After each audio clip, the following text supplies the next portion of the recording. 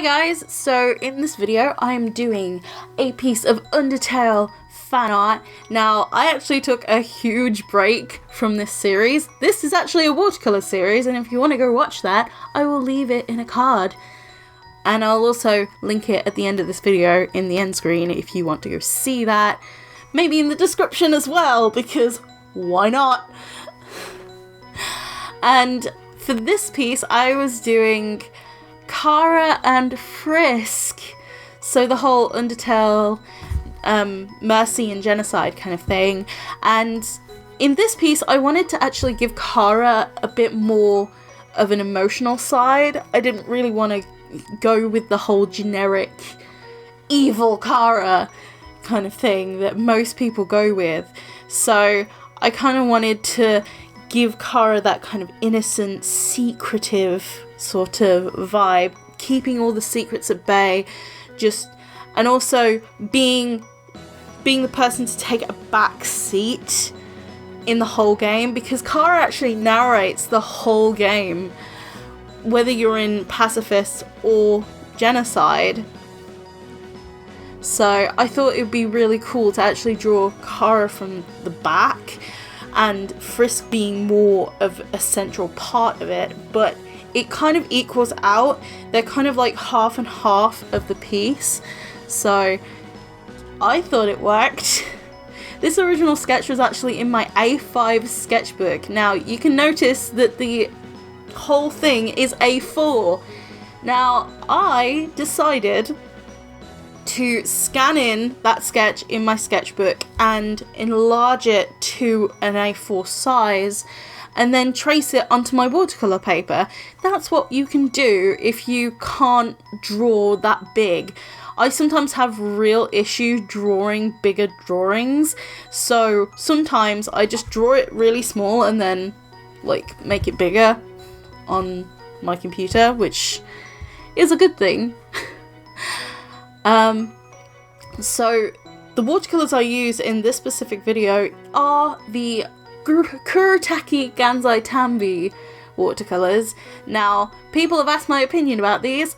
I actually really like them. It's gonna take me still a little while to get used to them. And yes, this stream that I used these particular watercolours on, it lasted about 11 hours, so I had about 9 hours of just playing around with these paints, so it was fun. Not gonna lie, it was great. But I did realise that I would have to layer these quite a lot to get the intensity of the colours that I wanted, and it worked out really well. I actually really like the way all of these colours worked out, and I use tissues to like blot out places where you could actually like see light and stuff, and that's probably the advantage about these watercolours, is the fact that you can actually lift these watercolours amazingly well, so you can get exceedingly light colours with these, and I like that. That's great. The only issue I found with the whole lifting is that you need to wait until it's dry, and you can only get a certain intensity when it's like wet that one time, so you have to wait for it to dry and then you can layer it. And sometimes if you're too hefty on the water on the second layer, you can bring up the first layer, so it was really annoying, and that's probably why it took like 9 hours as well. So oh well. It's all about trial and error with different art materials, so if you're really uncomfortable with different things, you should really experiment with them more. It's kind of like last stream, so I'm talking about yesterday's stream on the 25th of February. I was using Krita for one of the first times. I did a sketch, like a random little sketch on Krita beforehand, but I wasn't really like that knowledgeable about how to colour digitally, and I sucked at it. Oh, people can say that it didn't suck. It sucked, okay? I was having real difficulty, not to mention that the brush, no, not the brushes, my tablet kept disconnecting and reconnecting, and it's got this problem where it does that just on my main computer. That's what it does. It's really annoying and irritating. So I need a new tablet. Now, it's only on this computer that it actually disconnects and reconnects, because it doesn't do it on my laptop when I use it with my laptop, my little tablet. So it was just making my life with Krita a living hell yesterday. So I would say use materials over and over again to actually get used to them. That's exactly how I got into Paint Tool Sai and other traditional materials as well as digital materials. So you really should just practice with them. That's my advice. And I know people ask me about a watercolour technique. I don't have any technique, okay? I'm sorry to, burst people's bubbles about me having a technique. I don't. I just go into it thinking, oh, what will look best, okay? So I just wing it. I'm like, it's the look of the dice. It's definitely just look. That's what I bring my technique down to. It's just whatever looks best and look. Sometimes also your kind of mental state will actually help you trying to figure out what kind of thing you want in your piece. And if you feel good, obviously it will have an effect on your artwork, and I'm all about the emotional effect on your artwork. It's definitely something that I emphasize in my work quite a lot.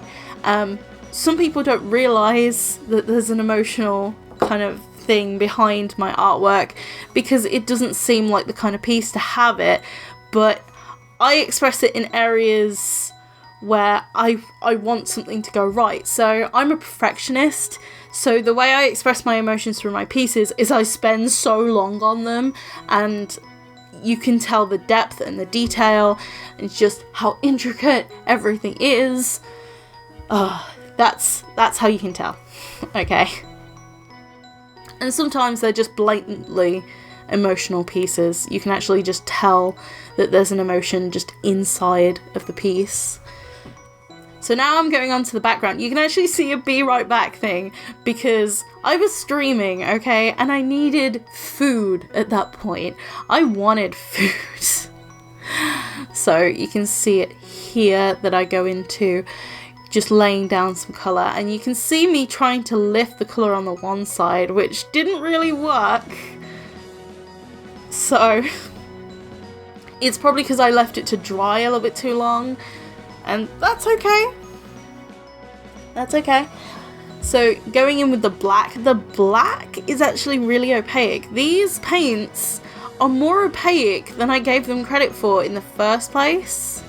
So Kurotaki Gansai Tambis, they're actually pretty cool with how opaque they are, and they kind of acted a bit like gouache when you first lay them down, but obviously when they dry more transparent. So I had to actually go in with my gouache on top for the yellow detail at the bottom of the page. So now you can see me adding in a bit of texture with my brush and using water brushes as well. I feel like water brushes actually give a lot more effect that's actually really good because it allows you to get water really, really quickly. It's really cool. So you can see me going in with the watercolour. This is actually my first pass with the yellow. I was trying to map it out so I could actually try and get the right places with the gouache. So originally I wasn't going to go over it with gouache because I thought this would be opaque enough, but it wasn't. So gouache to the rescue, I suppose. Also, at the end, I had glitter over this. Glitter paint.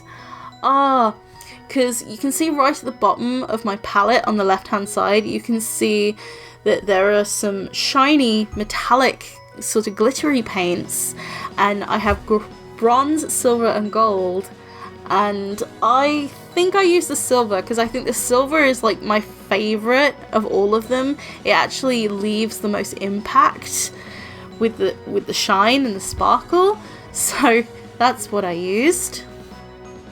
Now the particular paper I use is the Daler Rowney hot pressed 300 GSM watercolour paper. It's £140. That's 300 GSM is £140 paper. It doesn't cost that much.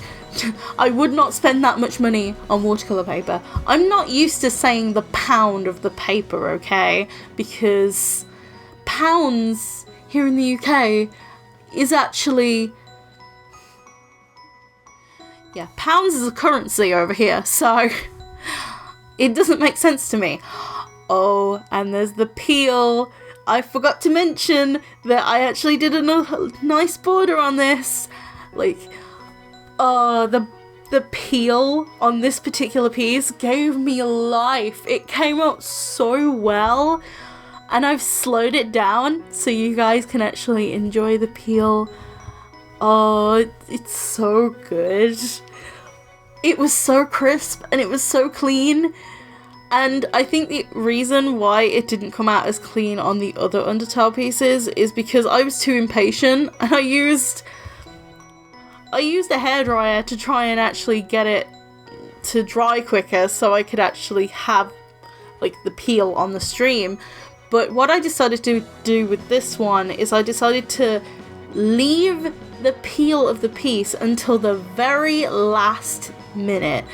So I decided I just want to let this completely dry, and now we're on to the peeling. Peeling is very oddly satisfying, I will say that. So I'm just going to say I really hope you enjoyed this video, and I hope that you find the peel very nice, because I know I did. I'll see you guys in my next video. Bye guys!